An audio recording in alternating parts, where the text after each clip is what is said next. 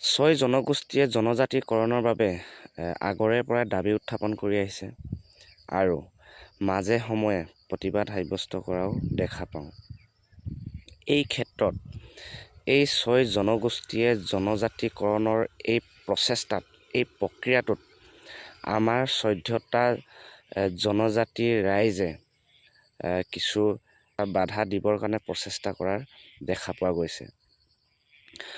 যদি এই ছয় জনগোষ্ঠীয়ে জনজাতিকৰণ পোৱাৰ যোগ্য থাকে, সিহঁতৰ স্বকীয় যিবিলাক বৈশিষ্ট্য থাকে, যদি এই স্বকীয় বৈশিষ্ট্যবোৰ জনজাতিক পোৱাৰ যদি যোগ্য থাকে, তেনেহ'লে অসম চৰকাৰ আৰু ভাৰত চৰকাৰে সংবিধান সংশোধন কৰি হ'লেও সিহঁতক জনজাতিকৰণ কৰিব।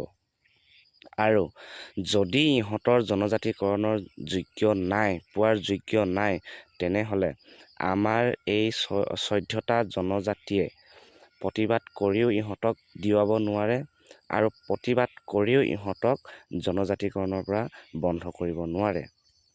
গতিকে আমি এইবোৰ ক্ষেত্ৰত আমাৰ নিজৰ মাজত সংঘাতৰ সৃষ্টি কৰিব নালাগে।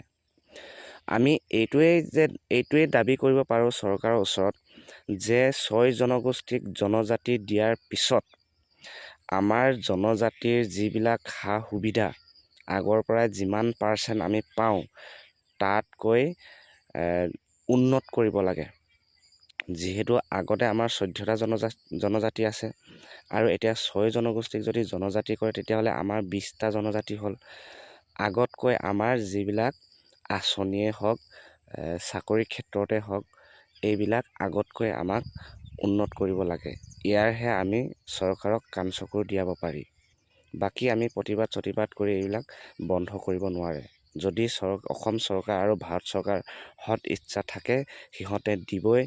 যদি পোৱাৰ যোগ্য নাই, তেনেহ'লে যিমান প্ৰতিবাদ কৰিলেও সিহঁতে নাপায়।